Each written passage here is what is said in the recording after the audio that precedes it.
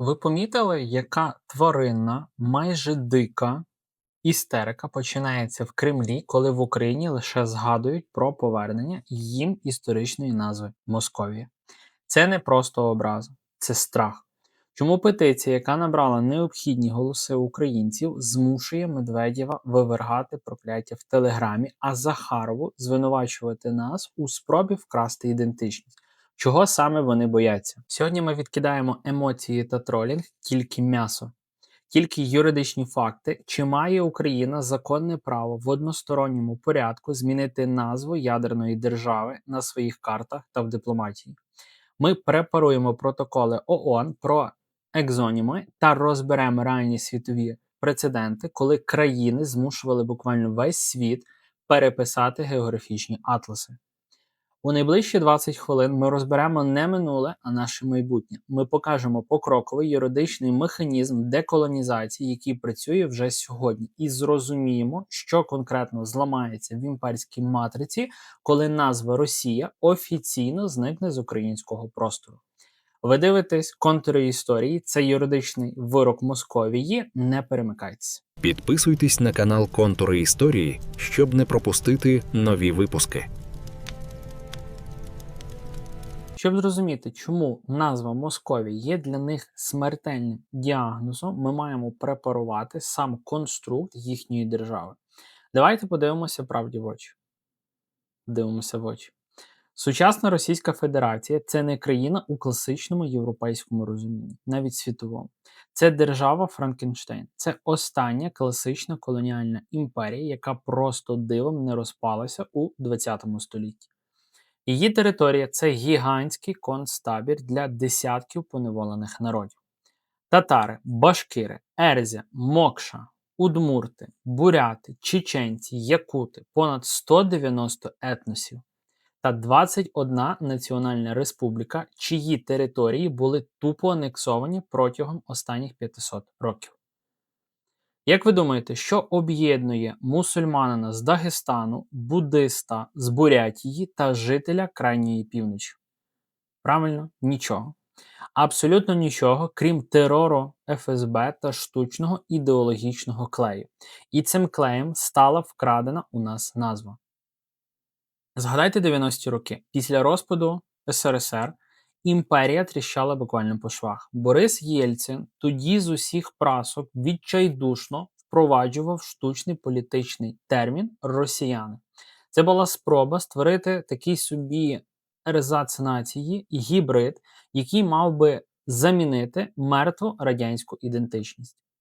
Сьогодні ж Путін пішов значно далі і значно радикальніше. Він агресивно насаджує шизофренічний концепт руського міра. У цій збоченій системі координат етнічний тувинець чи чеченець стають інструментами руськості просто тому, що вони є вірними псами імперії. З них методично вибивають їхню рідну мову, їхню історію, перетворюючи на звичайнісіньких манкуртів. Слово «Росія», яке вони вкрали з грецької транскрипції нашої Русі, спеціально несе в собі наднаціональний глобальний зміст. Воно створює для поневолених народів ілюзію дотичності буквально до чогось стародавнього та величного. Воно маскує банальну окупацію під спільну історичну долю тисячолітньої держави. А тепер уважно стежте за руками. Що відбувається в когнітивній базі цих народів, коли з офіційного світового обігу зникає міфічна Росія і з'являється історична Московія? Слово «Московія» – це не просто інший набір літер. Це термін, який має чіткі, безжальні географічні та етнічні межі. Це Залісся, це басейн річки Москва і прилеглі болота. Все. Московія автоматично на семантичному рівні відтинає від себе Кавказ, Урал, Сибір, Далекий Схід та Надволжя. Етнічний бурят фізіологічно не може бути московитом. Татарстан не є частиною московського світу. Якутія не має жодного відношення до спадщини московських царів. Коли ми на міжнародному рівні починаємо називати їх Московією, ми ламаємо їхню імперську матрицю. Для їхніх колоній миттєво зникає гіпноз отої великої вітчизни. Розсіюється дим і залишається гола, цинічна реальність. Ви просто безправна ресурсна база. В окупованій землі ви віддаєте свої надра, свій ліс, свої алмази і життя своїх чоловіків у м'ясних штурмах виключно заради того, щоб московські еліти жирували всередині Садового кільця. Для колоній стає очевидним, ви воюєте проти вільної України не за свої власні інтереси, а за інтереси одного єдиного міста-паразита, яке висмоктує з вас буквально усі соки. Забрати в них назву означає запустити механізм ментальної деокупації поневолених народів. Це інформаційна детонація величезної потужності. Будь-яка імперія тримається на міфі. І коли цей фундаментальний міф руйнується, коли пропадає ілюзія спільної великої історії, центробіжні сили буквально неминуче розірвуть цю територію на десятки незалежних шматків. Саме цього вони бояться просто до самої смерті. Вони бояться, що народи всередині РФ згадають, ким вони є насправді. Ми б'ємо в їхню найслабшу точку. Ця війна йде не лише в окопах, а й у мізках та історичних архівах, і цей інформаційний фронт потребує вашої участі. Якщо ви розумієте цінність такої глибинної, безкомпромісної аналітики, якщо ви хочете, щоб подібних розслідувань ставало куди більше, ставайте спонсором каналу Контури Історії. Це лише 30 гривень на місяць. Ціна однієї буквально недорогої і до кінця якісної філіжанки кави. Але для мене це можливість оплачувати доступ до баз даних, працювати з документами і не залежати від алгоритмів YouTube. Також ви можете підтримати вихід нових відео будь-яким зручним донатом, чи там на Монобанку, чи на Приват. Всі актуальні посилання, реквізити залишаю в описі під цим відео. Ви не просто глядачі, ви співавтори нашої перемоги на історичному фронті. І найпростіше, що працює буквально вже зараз, обов'язково підпишіться на канал, поставте вподобайку цьому відео і напишіть у коментарях, чи готові ви особисто у своєму побуті називати їх виключно Московією. Ваш коментар просуває це відео і руйнує їхню пропаганду. А тепер, коли ми розібрались, власне кажучи, саму психологію, переходимо до холодних документів, юридична анатомія та протоколи ООН. А тепер переходимо до холодного юридичного м'яса. Коли мова заходить про повернення назви Московія, одразу з'являється армія скептиків, корисних ідіотів та прихованих симпатиків ворога. Усі вони буквально як під копірку повторюють одну й ту саму мантру. Це неможливо зробити юридично. ООН цього ніколи не визнає. Міжнародне право забороняє нам самовільно перейменовувати інші суверенні держави. Ця теза абсолютно 100% і юридично безграмотна брехня. Люди, які це транслюють, просто не розуміють, як влаштована світова дипломатія. У міжнародному праві та глобальній картографії існують два залізобетонні терміни, які розставляють усе на свої місця – ендонім та екзонім.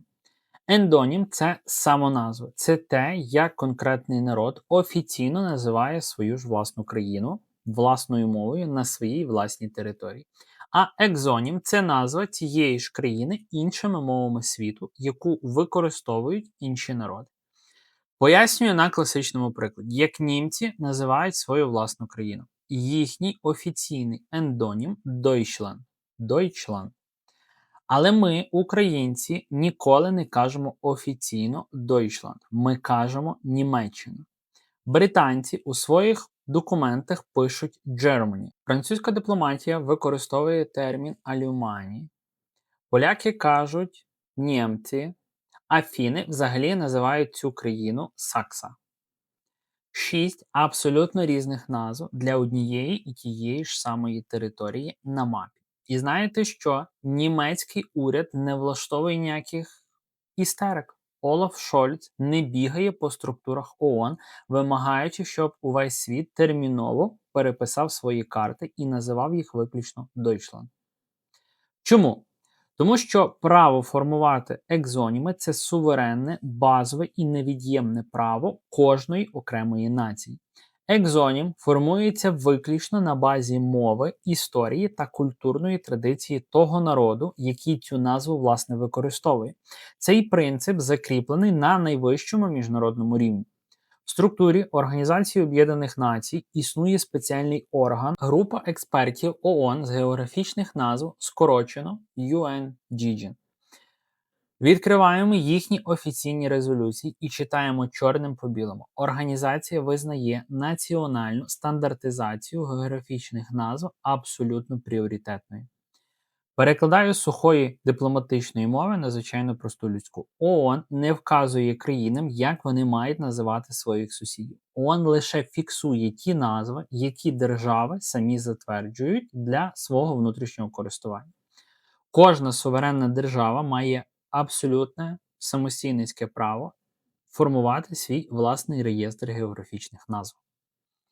Що це означає для нас? Україні не потрібен дозвіл Генеральної асамблеї ООН, нам не потрібно погоджувати цю зміну там у Вашингтоні, Лондоні, Брюсселі чи будь-де, там, чи в Парижі.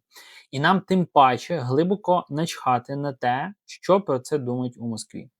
Те, що ми сьогодні називаємо їх Росією, це не виконання якихось ефемерних міжнародних зобов'язань.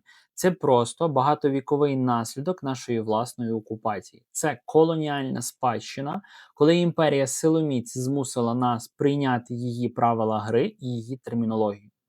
Юридичний механізм повернення назви Московія – це виключно питання нашого внутрішнього діловодства. Нам не потрібні міжнародні трибунали чи зміни до статуту ООН. Цей алгоритм вміщується в 3 прості кроки. Крок перший. Міністерство закордонних справ України та Держгеокадастр ініціюють зміни до Державного реєстру географічних назв. Крок другий. Розробляються нові державні стандарти України, так звані ДСТУ. Крок третій. Верховна Рада закріплює ці зміни відповідною постановою. Все. З моменту публікації цього документа слово «Московія» стає єдиним легальним, офіційним і правильним терміном для всієї української дипломатії, картографії, шкільних підручників та засобів масової інформації. І не варто думати, що ми збираємося винайти велосипед або створити якийсь божевільний міжнародний прецедент. Світова історія знає десятки випадків, коли карти переписувалися глобально і світ покірно приймав ці зміни. Ми звикли думати, що географічна карта світу – це щось монолітне, висічене в камені раз і назавжди. Але насправді зміна географічних назв на міжнародному рівні – це абсолютно рутинний робочий процес, який відбувається просто на, власне кажучи, наших та ваших очах. Світ постійно очищується від колоніальних назв. Далеко не треба бігти, як кажеться, ходити. Візьмемо Трампа, мексиканська затока, перейменування там в американську затоку. І це буквально просто, що, знаєте, на поверхні зараз в сучасних реаліях лежить і що одразу, так би мовити, приходить, спадає якби на думку. У 2018 році король африканської країни Свазіленд просто вийшов на стадіон під час святкування Дня Незалежності і заявив: «Відсьогодні ми повертаємо свою історичну назву Есватіні». Чому? Бо назва Свазіленд була сумішю місцевої мови та англійського слова «land», яку їм нав'язали британські колонізатори. Що зробила ООН? Вже наступного дня оновила всі свої реєстри та таблички, ніхто взагалі не протестував. Згадайте Кот д'Івуар. Згадайте, як цікаво, власне, назва цієї країни пишеться, тут на екрані виведу. Ось пам'ятаю, як я це десь ще в школі вивчав, я завжди дивувався, наскільки воно звучить як цілісне, монолітне одне слово, а пишеться воно з дуже такими всякими цікавинками. Десятиліттями весь світ перекладав їхню назву просто кому як заманеться. Англійці писали Ivory Coast, росіяни – берег слонової кістки, німці – Elfenbeinküste. Аж поки уряд країни не видав офіційну ноту. Наша назва не перекладається, вона звучить виключно як Кот д'Івуар усіма мовами світу. І світова дипломатія взяла під козирок, так би мовити, і виконала це. Ну, це дипломатія, немає просто ніякого інакшого виходу. Або подивіться на буквально недавні європейські приклади. У 2020 році уряд Нідерландів офіційно заборонив використовувати назву Голландія, яка була лише одним із регіонів, змусивши весь світ змінити документацію. А у 2022 році Туреччина офіційно відмовилася від англомовного екзоніма Туркей, який асоціювався в англійській мові з індичкою, і змусила ООН та всі міжнародні інституції використовувати виключно турецьке написання Туркія. Але найкращий, просто еталонний прецедент того, як потрібно бити імперію по зубах, її ж зброєю показала нам Польща. І цей приклад стосується безпосередньо Росії. 9 травня 2023 року, просто в сакральний для російської пропаганди день, польська комісія зі стандартизації географічних назв за межами Польщі публікує офіційний документ. У ньому йдеться: відтепер і назавжди російське місто Калінінград у польських документах, на картах та в медіа буде називатися виключно своєю традиційною польською назвою Крулевець, а вся область Крулевецькою. Поляки геніально обґрунтували свої рішення. Вони заявили: Михайло Калінін – це радянський злочинець, один із організаторів розстрілу польських офіцерів у Катині. Його ім'я має штучний окупаційний характер і не пов'язане з цим містом, тому Польща повертається до свого історичного екзоніму. У Кремлі тоді стався просто термоядерний вибух. Речник Путіна Дмитро Пісков бився в істериці перед камерами, заявляючи, що, цитую, це вже не русофобія, це процеси, які межують із божевіллям. Російські чиновники погрожували Польщі ледь не ядерним ударом за переписування історій. І знаєте, чим усе це закінчилося? Абсолютно нічим. Польща просто проігнорувала ці крики з боліт. Більше того, глобальна корпорація Google офіційно оновила свої карти. Якщо ви зайдете на Google Maps з території Польщі, ви не знайдете там Калінінграда, там буде Крулевець. Дорожні служби Польщі спокійно замінили всі вказівники на своїх трасах. Чи ООН якось покарала Польщу? Ні. Чи НАТО виключило її зі своїх лав за самоуправство? Звісно, ні. Бо Польща діяла в рамках свого абсолютного суверенного права на використання екзонімів. Ефект доміно спрацював буквально одразу миттєво. Одразу за поляками Сейм Литви запропонував офіційно повернути місту литовську назву Караляу-Чус. А Латвія офіційно змінила назву в своїх реєстрах на Караляучі. Це блискуча, дипломатична і ментальна поразка Росії. І вона довела нам головне: імперська велич Москви – це буквально паперовий тигр. Коли ти починаєш діяти впевнено, коли ти спираєшся на своє історичне право, Росія не може зробити рівним рахунком абсолютно нічого, окрім як безсило скавуліти на своїх пропагандистських шоу з уст Скабєєвої та Соловйова. Якщо поляки змогли одним законним рішенням витерти Калінінград, що заважає Україні одним законним рішенням взяти стирачку, олівчик і витерти Росію раз і назавжди? Якщо поляки змогли одним законним рішенням витерти Калінінград, що заважає Україні одним законним рішенням назавжди витерти Росію з нашого інформаційного та дипломатичного простору? Відповідь проста: взагалі нічого не заважає. Потрібна лише політична воля. Наш план юридичного наступу складається з 3 послідовних кроків. Крок перший. Національна комісія зі стандартів державної мови та Кабінет міністрів України офіційно затверджують термін Московії як єдиний нормативний екзонім для позначення Російської Федерації. Крок другий. Міністерство освіти та науки видає наказ про оновлення всіх шкільних підручників, навчальних програм та історичних атласів. Наші діти більше ніколи не повинні вчити історію ворога під вкраденим брендом нашої власної держави. Крок третій. Дипломатичний ефект доміно. Щойно Україна зробить цей крок офіційно, я буквально гарантую вам, наші найближчі партнери та союзницькі країни – Польща, Литва, Латвія, Естонія, Чехія, підхоплять цей тренд. Для них це стане легальним інструментом солідарності. За кілька років слово Московія повернеться в міжнародний дипломатичний лексикон всієї Східної Європи.